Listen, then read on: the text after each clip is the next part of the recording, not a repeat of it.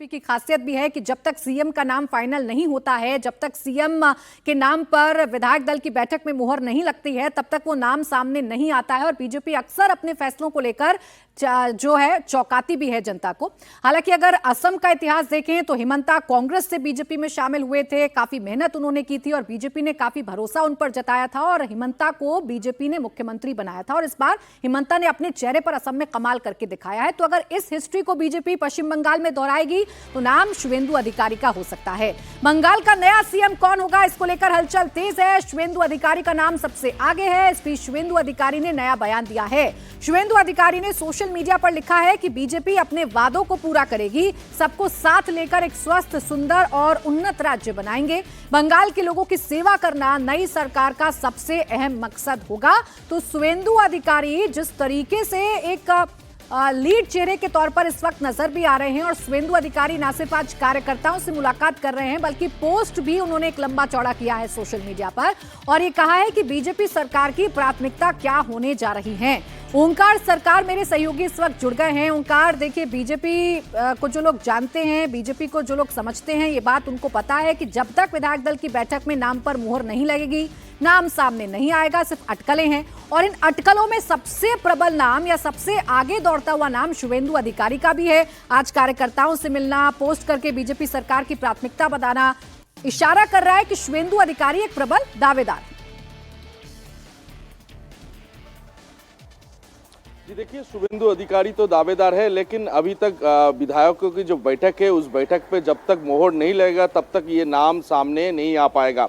हालांकि समीक भट्टाचार्य से ने भी मैंने बात किया था इस बारे में, तो समीक भट्टाचार्य का कहना है कि ये एक सिस्टमेटिक पार्टी है बीजेपी, और बीजेपी में तब तक ये नाम सामने नहीं आ पाएगा जब तक सभी को सब विधायकों के साथ बातचीत, पार्टी के जो उचित नेतृत्व है उनके साथ बातचीत, ये बातचीत होने के बाद ही तय हो पाएगा कि मुख्यमंत्री कौन बनेंगे बंगाल के आने वाले दिनों में।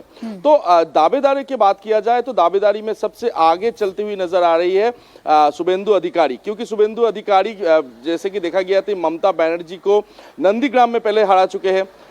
इस बार जैसे कि देखा गया कि वो ममता बनर्जी के जो गढ़ माने जाते थे यानी कि भवानीपुर क्षेत्र में वो 15,000 से भी ज्यादा वोटों से ममता बनर्जी को हराया है। तो ये कहीं ना कहीं ये एक अटकलें लगाया जा रहा है कि शुवेंदु अधिकारी पश्चिम बंगाल के आने वाले दिनों में मुख्यमंत्री बन सकते हैं, क्योंकि वो सबसे बड़े दावेदार है। क्योंकि लगातार देखा गया है कि ममता बनर्जी के खिलाफ, अभिषेक बनर्जी के खिलाफ, उनके जितने भी भ्रष्टाचार है उनके खिलाफ लगातार शुवेंदु अधिकारी वोकल थे, लगातार जमीन को कस के पकड़े हुए थे और लगातार अलग अलग जगह पे जाके ममता बनर्जी का पिछले 15 सालों में जो भ्रष्टाचार किया गया, जितने भी महिलाओं के साथ अत्याचार किया गया, उन पर लगातार जोर लगाए शुवेंदु अधिकारी। तो ये तो काफी साफ है कि शुवेंदु अधिकारी एक दावेदार है। हालांकि जब तक ये मोहर नहीं लग जाता तब तक ये कह पाना मुश्किल है। गृहमंत्री अमित शाह का उन्हें 2-2 सीटों से लड़ाना और फिर भवानीपुर में शुवेंदु के नामांकन के दौरान मौजूद रहना और वहीं से ऐलान करना कि वो पश्चिम बंगाल में 15 दिन कैंप करने वाले हैं, भव्य रोड शो करना, संकेतों को पढ़ें तो शुवेंदु अधिकारी एक प्रबल दावेदार, एक प्रमुख चेहरा नजर आते हैं। लेकिन ये बीजेपी है, अपने फैसलों से चौंकाती है, तो थोड़ा इंतजार हमें करना होगा। शुक्रिया ओंकार तमाम जानकारी के लिए। तो शुवेंदु सीएम बनने की तैयारी कर रहे हैं तो उधर ममता बनर्जी अपनी हार स्वीकार नहीं कर पा रही हैं, अपनी हार से बौखला गई हैं।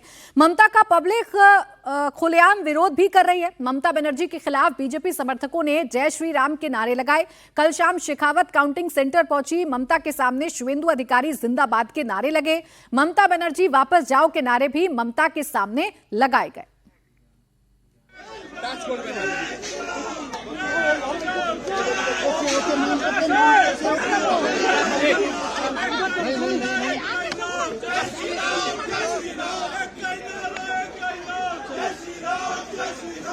ममता दूर हटो, दूर हटो, दूर हटो, घोटालाबाज ममता दूर हटो, दूर हटो, दूर हटो, एक केलेंकारी ममता दूर हटो, दूर हटो, दूर हटो, चोर ममता दूर हटो, दूर हटो, दूर हटो, चोर ममता दूर हटो, दूर हटो, दूर हटो, चोर ममता दूर हटो, दूर हटो, दूर हटो, चोर चोर चोट्टा, अभिषेक सीटा, चोर चोर चोट्टा, अभिषेक सीटा, चोर ममता दूर हटो, दूर हटो, दूर हटो, एक का नारा, एक का नारा, एक का नारा, एक का नारा, जय श्री राम, जय श्री राम, एक का ही नारा, एक का ही नाम, जय श्री राम, जय श्री राम। शुभेंदु अधिकारी जिंदाबाद, जिंदाबाद, जिंदाबाद। शुभेंदु अधिकारी जिंदाबाद, जिंदाबाद, जिंदाबाद।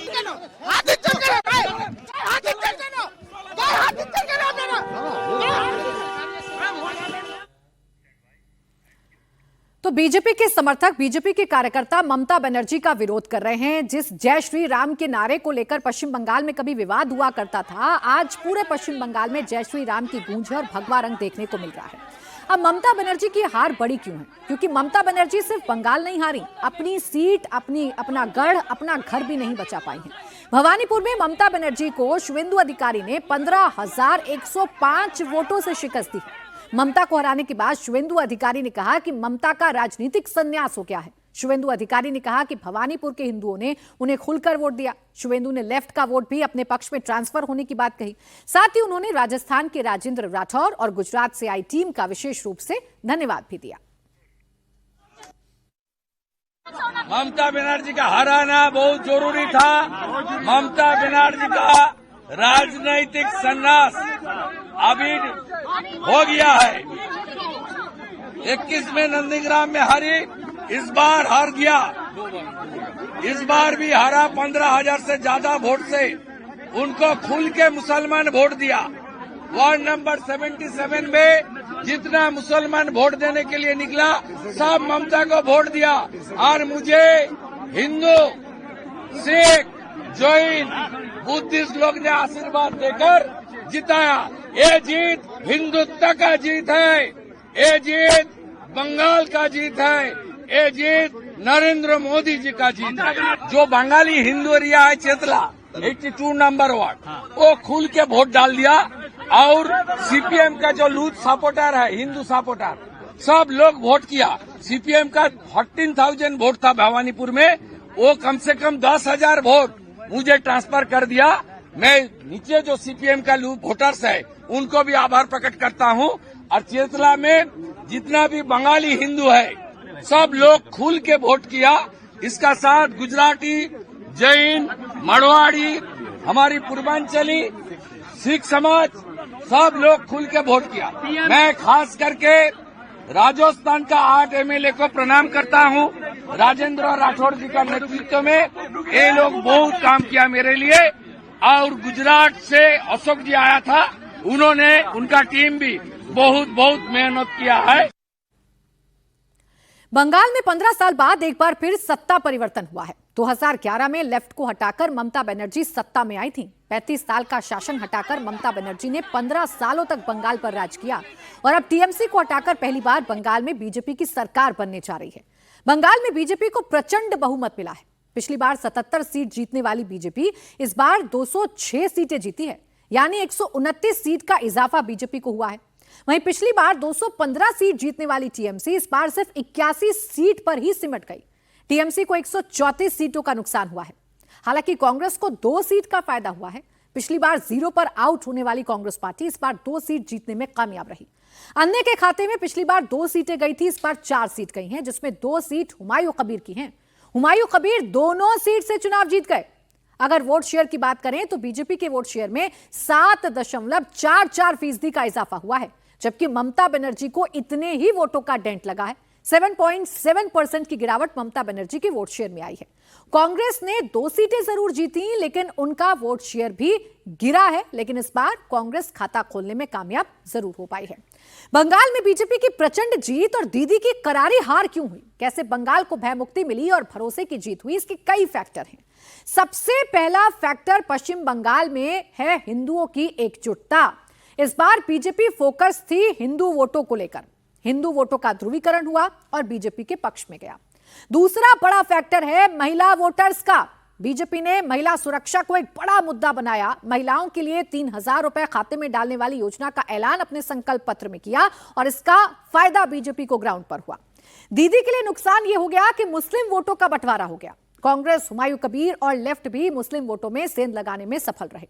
ममता सरकार की 15 सालों की एंटी इनकम्बेंसी दीदी के खिलाफ गई। टीएमसी का भ्रष्टाचार और सिंडिकेट से लोग नाराज थे।